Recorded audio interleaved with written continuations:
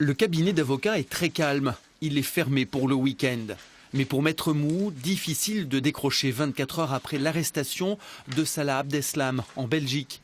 Il est en contact régulier avec l'un de ses clients, blessé par les 2 kamikazes qui se sont fait exploser devant le Stade de France en novembre dernier. C'est un vrai soulagement, Ce que je ressens, c'est la joie qu'on l'ait interpellé. C'est le bonheur. J'ai limite envie de faire une fête en fait. Mais une fête dans le sens de dire, regardez, les gens qui sont partis, qui ont été tués, ils ne sont pas morts pour rien.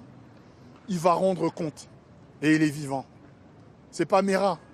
Le 13 novembre, Bilal Mokodo emmenait son fils au Stade de France. L'enfant est sain et sauf, mais son père a été blessé à l'épaule et a perdu partiellement l'ouïe.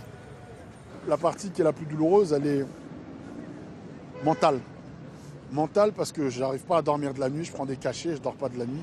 Grâce à son témoignage, les policiers ont pu confirmer le portrait robot de Salah Abdeslam. Au moment où il arrive, aux abords du Stade de France, il remarque 2 individus qui sortent d'une voiture.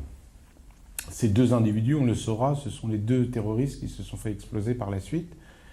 Et il remarque donc une autre personne qu'il va identifier puisqu'il va le fixer du regard, qui conduit un véhicule Clio noir.